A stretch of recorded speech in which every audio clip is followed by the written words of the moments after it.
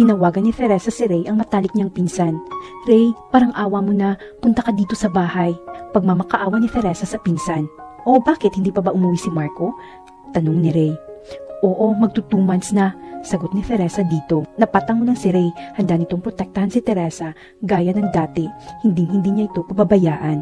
Nagpapasalamat naman si Teresa sa pinsan dahil naintindihan siya nito. Lumipas ang 3 linggo, wala pa rin Marco ang nagparamdam kay Teresa. Wala pa rin siyang balita kung nasaan ang asawa. Marco, please, bumalik ka na, sa isip ni Teresa. Samantala, pumunta naman si Ray sa bahay ni Teresa. Oh, dito muna ako matutulog sa bahay mo ng ilang araw, sabi ni Ray kay Teresa, dahil gusto niyang bantayan ang pinsan dahil nasa panganib pa ito. Sige, mamili ka kung saan mo gusto matulog, sagot ni Teresa. Laking pasasalamat niya dahil may pinsan siyang andyan palagi sa tabi niya pag kailangan niya. Nakahiga naman si Teresa nang biglang may natanggap itong mensahe. Mag-iingat ka dahil maniningil na ako. Laman ng mensahe na kanyang natanggap. Agad naman siyang lumabas at pinuntahan ng pinsan at pinaalam nito ang kanyang natanggap na mensahe. Agad namang tinawagan ni Ray ang kanyang isang tauhan para ipatrace ito kung saan at kanino galing ang naturang mensahe. Wala ka bang kilala na kaaway mo? Tanong ni Ray kay Teresa. Si Clemmy at mama lang niya. Pero nasa kulungan naman sila, sagot ni Teresa.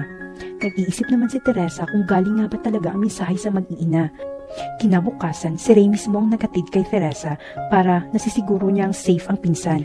Wait Ray, pwede bang dumaan muna tayo sa hospital? Sabi ni Teresa sa pinsan. Sure, bakit? May nararamdaman ka? Tanong agad ni Ray dito. Sinabi naman ni Teresa kung bakit sila dadaan ng hospital. Hindi naman makapaniwala si Ray sa nalaman ng ina ng asawa ni Teresa ay nasa hospital at kritikal ito, pero wala doon ng lalaki para bantayan at alagaan ng ina. Oh Ray, kamusta? Bati agad ni Harold kay Ray nang makita niya ito. Andito ako, singit ni Teresa. Sorry, sabi ni Harold at tumawa lang ito dahil alam niyang ugali ni Teresa. Tinanong naman ni Teresa kung ano ng kalagayan ng ginang, pero wala pa ding good news tungkol dito. Naisip na naman niya si Marco kung alam nito ang kalagayan ng ina. Wala ito sa tabi ng ina, tanging si Teresa lang ang dumadalaw dito. Palabas na sila Teresa na may bigla siyang nakasalubong. Sorry, hinging pa umali ng lalaki. You? Sabay na bigkas ni Teresa at Elliot. Anong ginagawa mo dito? Tanong ni Elliot dito. May dinalaw lang ako, maikling sagot ni Teresa. Ako din, dadalawin ko ang ina ng kaibigan ko dahil binilin siya sa akin ng kaibigan ko, sabi ni Elliot dito at nagpaalam na si Teresa kay Elliot. Masama naman ang tingin ni Ray kay Elliot, parang may nararamdaman siyang kakaiba sa lalaki. Gaano mo na siya katagal na kilala? Tanong ni Ray dito. Bago pa lang, sagot ni Teresa at sinabi din ito sa pinsan kung paano sila nagkakilala. Napaisip naman si Ray sa sinabi ni Teresa.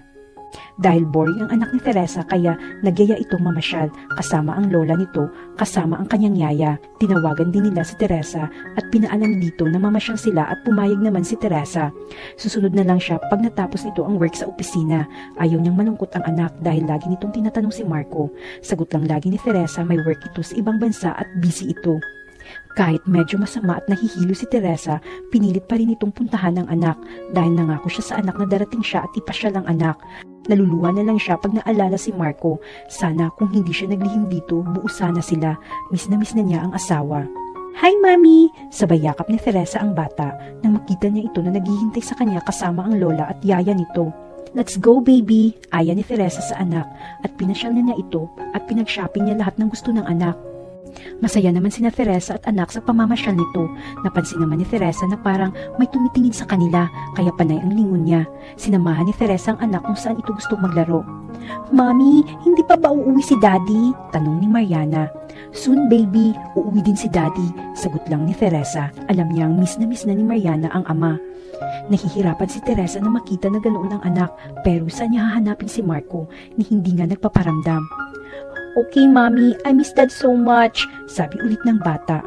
Dahil nahihilo si Teresa kaya nagpaalam muna itong pumunta sa restroom. Matapos naghilamos ni Teresa ay lumabas na ito. Medyo nagdidilim ng kanyang paningin. Ramdam niya na parang matutumba na siya. Pakiramdam ni Teresa may sumalo sa kanya bago pa siya bumagsak at nawala na siya ng malay. Daddy! Malakas na tawag ni Mariana sa kanyang nakita. Nagising si Teresa na napansin na tila madilim pa ang kanyang paningin, kaya kinurap-kurap niya ang kanyang mga mata, kundi siya nagkakamali na sa hospital siya. Binalikan niya ang nangyayari sa kanya sa mall, nilingon-lingon niya ang paligid, mag-isa lang siya sa room, sa isip niya, wala man lang siyang kasama sa loob. Hi ma'am, gising na po pala kayo. Wika ng nurse na mag-check sa kanya. Nurse, sino po nagdala sa akin dito? Kamusta ang baby ko? Sunod-sunod na tanong ni Teresa sa babae. Relax lang po kayo ma'am, wala pong masamang nangyari sa baby nyo. Sagot nito kay Teresa. Sino nagdala sa akin dito? Balik ulit na tanong ni Teresa. Sinabi naman ng babae kung sino ang nagdala sa kanya sa ospital.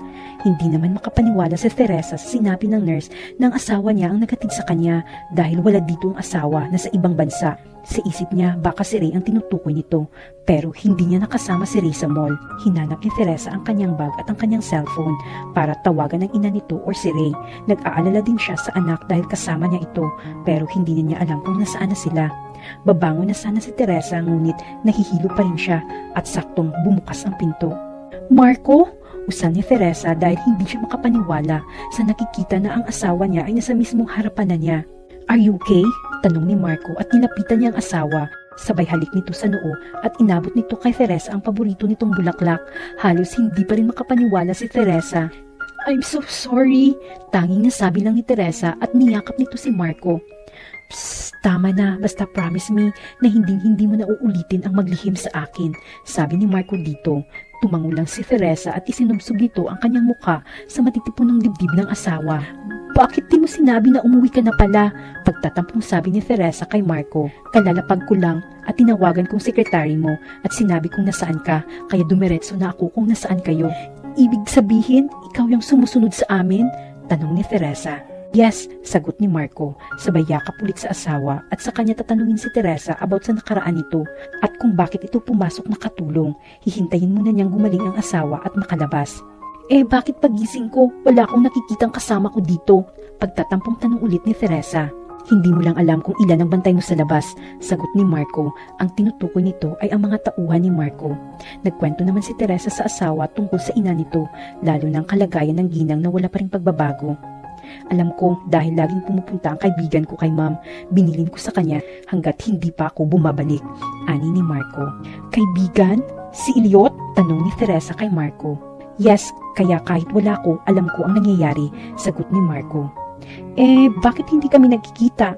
Lagi akong dumadaan doon tuwing pag-uwi at pagpasok ko sa work, ani ni Teresa. Nakikita na siguro kayo, kaso lang busy kayo at marami kayong mga trabaho, mahabang sabi ni Marco dito. Nakaisip naman si Teresa ng kalukuhan para sa asawa. Gusto lang niyang gumanti dito sa pag-alis nito na walang paalam. Han, gusto kong kumain ng manggang hilaw, malambing na sabi ni Teresa kay Marco. Han naman, gabi na, pwede ba? Bukas na lang? Taas kilay na reklamo ni Marco. Hindi pwede, gusto ko ngayon na, pamimilit ni Teresa. Okay fine, magpapabili ako, sabi ni Marco. No, gusto ko ikaw mismo ang bibili, mabilis na sabi ni Teresa. Aba Teresa, anong oras na? Saan ako hahanap ng manggang hilaw? Reklamo ulit ni Marco. Basta, maghanap ka ngayon din, utos ni Teresa sa bahiga at talikod sa asawa na kunwaring nagtatampo. Walang magawa si Marco kundi sundin ang utos ng asawa. Dahil buntis ito at alam niyang naglilihi ang asawa kaya maghahanap siya ng mangga para sa asawa. Kaya nagpaalam na ito kay Teresa at lumabas na. Ngiti-ngiti naman si Teresa dahil naisahan niya ang asawa. Makakalabas ka na bukas, sabi ni Harold kay Teresa. Salamat naman at alam mong ayaw kong tumatagal sa hospital, sagot ni Teresa dito. Kaya wag nang matigas ang ulo mo, sundin ang payo ng doktor, ani ni Harold. Yes, Doc, pang-iinis na sagot ni Teresa sa kaibigan. Halos pahangos na bumalik si Marco, dala-dala nito ang gusto ng asawa. Napapangiti naman si Teresa sa nakikita nito sa asawa. Eto ng order mo ma'am, sabi ni Marco dito sabay abot ng mangga kay Teresa. Ayaw ko na yan, sabi ni Teresa kay Marco. Teresa! Pigil na inis ni Marco sa asawa dahil ang layo pa ng pinuntahan niya makahanap lang ng manggang hilaw. Bakit galit ka? Ang tagal mo kasi, nawala na tuloy ang gana kong kumain. Sabay himas sa kanyang maliit pa na tiyan. Sa sobrang gigil ni Marco kay Teresa, hinawakan itong magkabilang pisngi ni Teresa at kinurot niya ito ng mahina. Nako, kung hindi lang kita mahal, lagot ka talaga sa akin. Pasalamat ka, andito tayo sa hospital. Kung wala, tapos ka sa akin. Malambing na banta ni Marco kay Teresa. Bakit kung andito tayo? Panghahamon ni Teresa dahil miss na ni Marco ang asawa. Kinabig niya ito papalapit sa kanya at hinalikan nitong asawa dahil miss na nila ang isa't isa. Lalong lumalim ang halikan nilang dalawa. Nakalimutan na ata nila nasa hospital sila. Halos habol hininga silang dalawa pagkatapos ng mainit na halikan nila. Napangiti silang pareho. Kinaumagahan, ready nang umuwi si Teresa. Hinihintay naman ni Teresa si Marco dahil may inaasikaso pa ito at dinaanan pa nito ang magulang dahil iisang hospital lang naman ang kinaroroonan nila. Salamat bro sa walang sawang pagpunta dito habang wala ko, ani ni Marco kay Elliot kasi dumalaw din ito. Walang anuman basta ikaw, pag may kailangan ka pa sabihin mo lang sa akin, sabi naman ni Elliot dito. Umuwi si Marco at si Teresa sa bahay nila. Teresa, sambit ni Marco. Yes, tanong naman ni Teresa. May itatanong ako sa iyo at mangako ka sa akin na magsasabi ka ng totoo, sabi ni Marco dito. Ano kayang itatanong ni Marco kay Teresa? Abangan natin ang susunod na kabanata.